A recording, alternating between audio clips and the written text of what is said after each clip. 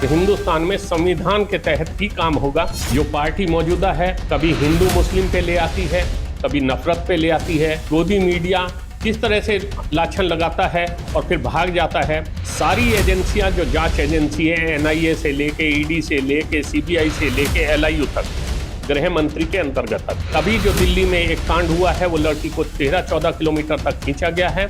तो जिस मित्तल बच्चे का नाम आ रहा है वो अभी भाजपा का नेता है, उसके बारे में बिल्कुल वो चुप हैं। जोशीमठ में जो कुछ हुआ है वो पूरी सरकार की विफलता है कि देश को अब हिंदू मुस्लिम से ऊपर उठना होगा। नमस्कार, मैं हूं आपके साथ रोशन लाल सैनी। आप देख रहे हैं न्यूज़ 14 टीवी।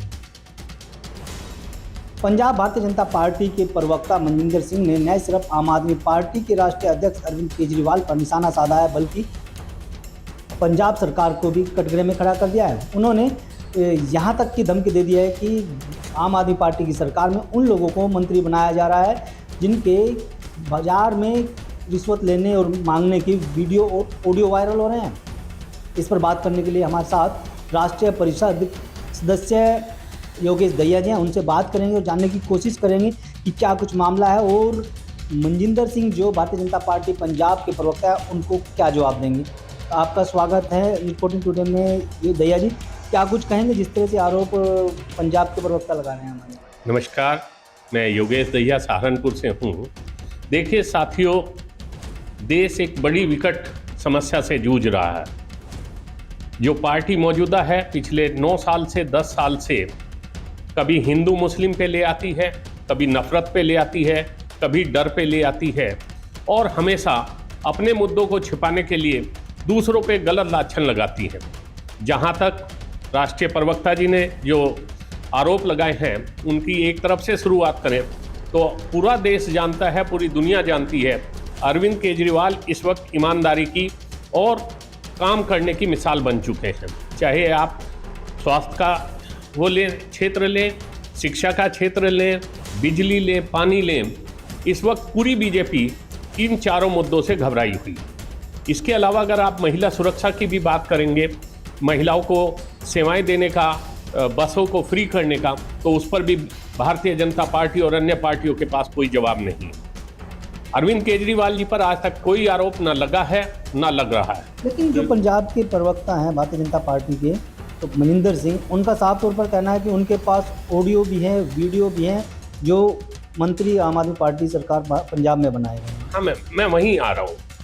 आपने देखा हो, अगर हमारी पार्टी को शुरू करें तो गुजरात चुनाव, हिमाचल चुनाव से पहले ही इन्होंने एक माहौल बनाना शुरू किया था कि मनीष सिसोदिया जी एक्साइज में अंदर जाएंगे, मनीष सिसोदिया जी 100 करोड़ में अंदर जाएंगे, मनीष सिसोदिया जी पे ये लाछन है, वो लाछन है। सारी एजेंसियां जो जांच एजेंसी है, एनआईए से लेके ईडी से लेके सीबीआई से लेके एलआईयू तक, गृह मंत्री के अंतर्गत तक। गृह मंत्री जी का रवैया आप जानते हो।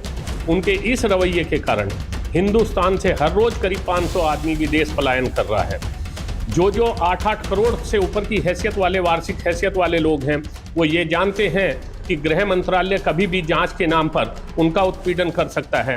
तो हिंदुस्तान तो एक बड़ी विकट समस्या से जूझ रहा है। आप देखते हैं कि गुजरात चुनाव के बाद मनीष सिसोदिया जी के पास जो 2 लिस्टें आई हैं, ईडी ने जो जारी की हैं, उन दोनों लिस्टों में कहीं नाम नहीं है। सत्येंद्र जैन जी की बात कर रहे हैं प्रवक्ता जी। सत्येंद्र जैन जी पर अब तक कोई आरोप सिद्ध नहीं हुआ, वो अभियुक्त नहीं हैं, उनको केवल नज़रबंद किया हुआ है। सरकार जानबूझकर उनको जमानत नहीं लेने दे रही है।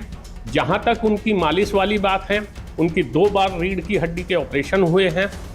केंद्रीय जो कारागार है वो गृह मंत्रालय के अंतर्गत आती है। फिजियोथेरेपी सेंटर वो सत्येंद्र जैन जी नहीं चला रहे, वो 2018 से वहाँ सरकारी रूप से चल रहा है। रीढ़ की हड्डी के बाद डॉक्टर ने उनको एडवाइस किया था और उसी के तहत उनकी मालिश होती थी। लेकिन आप गुजरात चुनाव के बाद देख रहे हैं वो मालिश वाली वीडियो भी साफ हो गई है। जहां तक बात आप पंजाब की करें तो पंजाब 100% जीरो टॉलरेंस पर चल रहा है।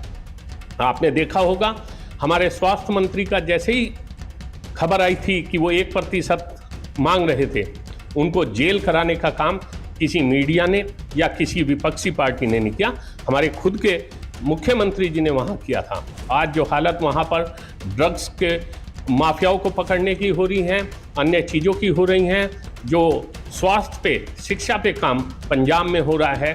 पंजाब में जिस तरह से निवेश आ रहा है और जिस तरह से आपने देखा कि गोदी मीडिया किस तरह से लाछन लगाता है और फिर भाग जाता है, मैं जानता हूँ 100% कि कोई ऑडियो और वीडियो उपलब्ध नहीं है। यहाँ तक कि आप देख रहे हैं कि अभी जो दिल्ली में एक कांड हुआ है, वो लड़की को 13-14 किलोमीटर तक खींचा गया है। तो जिस मित्तल बच्चे का नाम आ रहा है वो अभी भाजपा का नेता है, उसके बारे में बिल्कुल वो चुप हैं। और इन्हीं सब चीज़ों से, चाहे वो उरई कांड हो, दूसरे कांड हो, नित्यानंद वाला कांड हो, उन सब पे जो है ये चुप हैं और अपना बौखलाए हुए हैं। आपने जहाँ तक देखा नगर निगम का भी, एमसीडी का, बिल्कुल ही पूरी तरह संविधान की धज्जियाँ उड़ाकर एलजी साहब वहाँ गैर कानूनी तरीके से मेयर बनवाना चाहते थे। लेकिन अब वो ये नहीं जानते कि अन्य पार्टियों की तरह आम आदमी पार्टी जमीर से जीती है, ना किसी के डर से जीती है, ना दबाव से जीती है। और वो जानती है कानून अपना काम करता है और हिंदुस्तान में संविधान के तहत ही काम होगा। ये आम आदमी पार्टी का संकल्प है। आप अभी देख रहे हैं तो हालात तो ये है देश की कि जोशीमठ में जो कुछ हुआ है वो पूरी सरकार की विफलता है और सरकार उस पर जो है अपने आप को छिपाना चाहती है। इसीलिए वो अलग अलग जगह से कभी किसी प्रवक्ता से कुछ बयान दिलवा देती है, कभी किसी से दिलवा देती है। आप ये देखिए, जिस संदीप की बात वो कर रहे हैं, वो संदीप वाला कांड भी हमारे कार्यकाल से पहले था जब वो मंत्री नहीं था, और उसके बाद उसने हमारे यहाँ से निकाले जाने के बाद बीजेपी ज्वाइन की थी। आज भी वो बीजेपी का सदस्य है। बहुत सारे ऐसे उदाहरण हैं। तो हम लोग इन पे ज़्यादा बात नहीं करना चाहते, लेकिन हम ये कहना चाहते हैं कि देश को अब हिंदू मुस्लिम से ऊपर उठना होगा। ये गलत आरोप लगाने बंद करने होंगे। दिल्ली एकमात्र ऐसा प्रदेश है जिसका बजट 2-2.5 गुना पिछले 8 साल में बढ़ गया, और जो मुनाफे की सरकार चला रहा है वहाँ बिल्कुल हर आदमी खुश है। हिंदुस्तान में ये सरकारी आंकड़े हैं कि 7.4% महंगाई दर है। बीजेपी के राज्यों में, चाहे उसमें उत्तर प्रदेश हो, चाहे हरियाणा हो, चाहे मध्य प्रदेश हो, उत्तराखंड हो, महंगाई की दर 8% है, यानी कि पूरे हिंदुस्तान के औसत से भी ज़्यादा। दिल्ली ऐसा राज्य है जहां महंगाई दर 4% है, क्योंकि वहां के आदमी को अपने बच्चे की शिक्षा पर खर्च नहीं करना पड़ता, दवाई पर खर्च नहीं करना पड़ता, महिलाओं को बसों में सुविधा फ्री मिल रही है। ये सब चीज़ें हैं कि जो अरविंद केजरीवाल जी जनता का पैसा जनता को देने का काम कर रहे हैं। मनजिंदर सिंह तो ये भी कह रहे हैं कि अब केजरीवाल को भी पैसों की भूख लगने लगी है। देखिए, ये सब चीज़ें मैं कह तो रहा हूँ, वो ये तो बताएं, कोई सिद्ध करें कि हमने किसी येदुरप्पा को सीट दे दी क्या, या हमने कहीं हर जिले में मुख्यालय बना लिए हैं क्या, या हम 8,000 करोड़ का जहाज लेकर घूम रहे हैं क्या। ये सारी चीज़ें बीजेपी वाले जानते हैं, वो इस काम को करते हैं और इस काम के वो माहिर हैं। वो जानते हैं कि 100 बार झूठ बोलो तो कोई 2-4 आदमी तो सच मानने ही लगेंगे। पंजाब में क्या हालात हैं, क्योंकि पंजाब में तो आपकी सरकार है। जी बिल्कुल, बहुत अच्छी बात है। मैंने आपको बताया पंजाब इस वक्त 0 टॉलरेंस पे काम कर रहा है। पंजाब में 100 मोहल्ला क्लिनिक खुल चुके हैं और 26 जनवरी तक 600 मोहल्ला क्लिनिक और खुलने जा रहे हैं। पंजाब ने परिवहन ने मुनाफे में आ गया है। पंजाब में खनन माफिया बिल्कुल ख़त्म हो चुके हैं। पंजाब से ड्रग माफिया वहाँ से गायब हो चुके हैं। और मैं तो सच बात कहना चाहता हूँ कि आज देश में अगर ड्रग कहीं से आ रही है तो वो मुंद्रा पोर्ट से आ रही है, जहां से सरकारी एजेंसी CISF भी हटा दी गई है।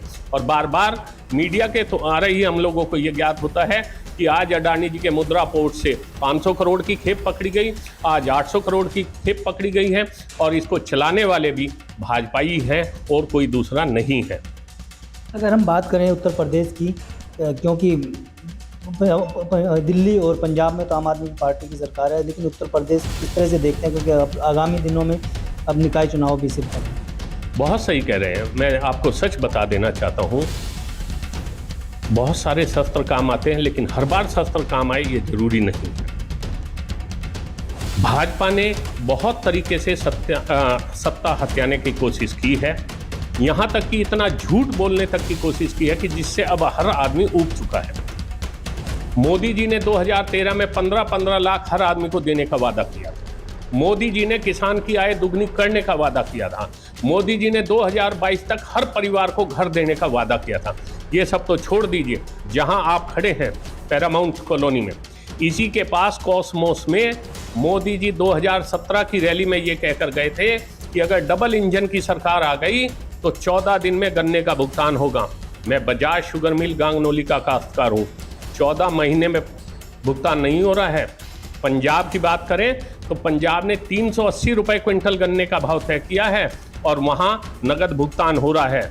यूपी की बात करें तो 350 के बावजूद भी भुगतान नहीं हो रहा, जबकि उत्तर प्रदेश की चीनी रिकवरी 2.25% ज़्यादा है पंजाब से। इसका मतलब यह है कि यहाँ की चीनी मिलों को 2.25 किलो चीनी प्रति क्विंटल और फालतू मिलती है, यानी कि 70 रुपए की कमाई उनकी और भी ज़्यादा है पंजाब की चीनी मिलों से। तो ये सब चीज़ें हैं, सभी को पता है। जहाँ तक बात है आप उत्तर प्रदेश में आम आदमी पार्टी की, तो हम लोग भी देख रहे हैं दिन प्रतिदिन प्रतिशत बढ़ता जा रहा है। गुजरात में 40,11,000 मतदाताओं ने आम आदमी पार्टी को समर्थन किया है और आने वाले निकाय में और आने वाले आपके लोकसभा चुनाव में भारत की जनता महंगाई पर, बेरोजगारी पर और इन सब कुरीतियों पर आम आदमी पार्टी को वोट करेगी, भाजपा को यहाँ से हटाने का काम करेगी। फिर से हम लौटकर पंजाब आते हैं। मनजिंदर सिंह ने जो आरोप लगाए हैं, उन आरोपों को कैसे लेते हैं आप? देखिए, मैं आपको बताता हूँ, एक पुरानी उदाहरण है। कुछ लोग कहीं जा रहे थे, रास्ते में कुछ झगड़ा हुआ, कुछ लोगों ने उनकी नाक काट दी, तो वो अपने आप को कहने लगे कि भाई हम तो नकते हो गए, अब कैसे किया जाए। तो उनमें से एक आदमी बोला कि ऐसा है, जिनके नाक हैं उन्हें चिढ़ाना शुरू कर दो। तो उन्होंने जो सही आदमी थे उनको नाकू नाकू कहने लगा कि देखो कितनी लंबी लंबी नाक ले रहे हैं, इन्हें शर्म नहीं आती, ये नाक वाले कैसे अपने आप को शर्म नहीं महसूस कर रहे, हम लोगों को देखो हम नाक कटवा के कितने स्मार्ट हो गए। तो मनजिंदर सिंह जी अगर वो नकते हैं तो वो अपना काम कर रहे हैं। बिल्कुल, देखिए ये थे हमारे साथ योगेश दहिया जी, जो आम आदमी पार्टी की राष्ट्रीय परिषद के सदस्य हैं। इन्होंने न्यूज़ 14 टुडे से बातचीत में साफ कर दिया है कि जो पंजाब बीजेपी प्रवक्ता मनजिंदर सिंह ने आरोप लगाए हैं पूरी तरह से निराधार है। इससे वो भारतीय जनता पार्टी पंजाब की बौखलाई हुई है। यही वजह है कि वो न सिर्फ अरविंद केजरीवाल को पर तंज कस रहे हैं, बल्कि आम आदमी पार्टी को आरोपों के घेरे में खड़े कर रहे हैं। हालांकि इनका साफ तौर पर यह भी कहना है कि पूर्व में भी कई बार आम आदमी पार्टी पर आरोप गए हैं, लेकिन सिद्ध एक भी नहीं हो पाया है।